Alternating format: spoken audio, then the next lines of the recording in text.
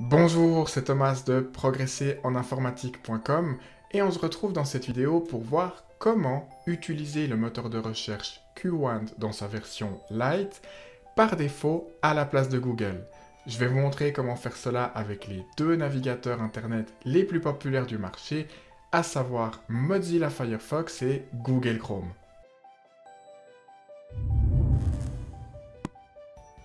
Pour commencer, on va ouvrir Firefox. On clique ensuite dans la barre d'adresse et on tape Qwant Lite. Pour lancer la recherche, la touche Enter.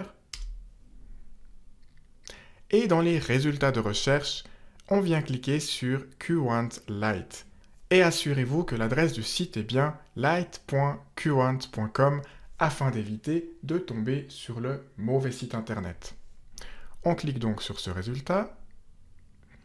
Et une fois qu'on est arrivé là, eh bien, on vient cliquer dans le champ de recherche et puis on tape n'importe quelle lettre. Le but, c'est d'afficher cette boîte de dialogue. Et à ce stade, il suffit de cliquer sur « Ajouter Qwant Lite ».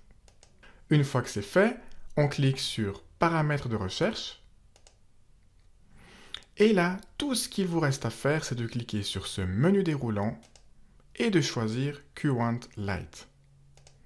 À partir de ce stade, toutes les recherches que vous effectuerez depuis la barre d'adresse ou le champ de recherche, eh bien, s'effectueront avec Qwant Lite. On va faire une petite démo avec un mot-clé choisi au hasard, bien entendu. Et comme vous pouvez le voir, c'est bien Qwant Lite qui fait ma recherche sur Internet. L'énorme avantage de Qwant Lite par rapport à sa version complète, eh bien, c'est que les résultats de recherche ressemblent étrangement beaucoup à ceux de Google, ce qui bien sûr va faciliter la transition de Google à Qwant. Maintenant, comme promis, je vais vous montrer comment faire la même chose avec Google Chrome. Comme ça, quel que soit le navigateur internet que vous utilisez, eh bien, vous pourrez utiliser Qwant Lite par défaut. Alors, comme avant, eh bien, on va ouvrir Google Chrome. Cette fois, on va directement chercher les paramètres du logiciel. Donc pour cela, vous venez cliquer sur les trois petits boutons en haut à droite du logiciel. On va ensuite sur Paramètres. Et juste ici, on va cliquer sur Gérer les moteurs de recherche. Arrivé ici, sous Autres moteurs de recherche, on vient cliquer sur Ajouter un moteur. Et là, vous allez taper Qwant Lite. Sous mot-clé idem, vous pouvez taper Qwant Lite. L'orthographe n'a pas du tout d'importance, c'est juste histoire que vous retrouviez ensuite le moteur de recherche personnalisé qu'on est en train de configurer. Et pour le dernier champ URL, eh bien, vous venez taper ceci. Donc, je vous le mettrai dans la description juste en dessous de cette vidéo. Vous pouvez bien évidemment recopier à la main ceci, mais je vous conseille évidemment de faire un copier-coller. C'est bien plus pratique et vous éliminez en plus le risque de faire des erreurs. Une fois que vous avez rentré ça ici, vous appuyez sur la touche Entrée du clavier.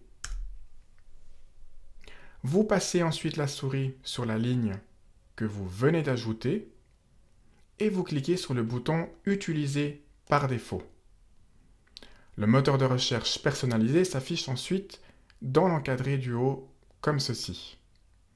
Une fois que c'est fait, vous cliquez sur OK. Et à ce stade, toutes les recherches que vous effectuerez depuis la barre d'adresse seront également effectuées avec Qwant Lite. Même chose, on va refaire la petite démo.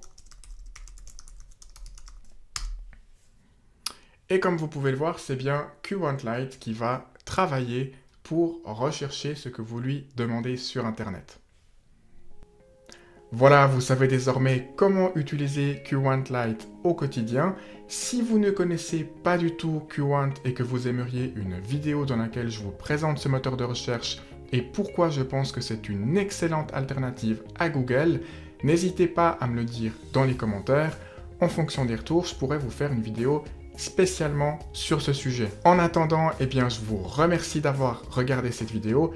N'hésitez pas à vous abonner à la chaîne si ce n'est pas encore fait et je vous dis à très bientôt pour de prochains tutos.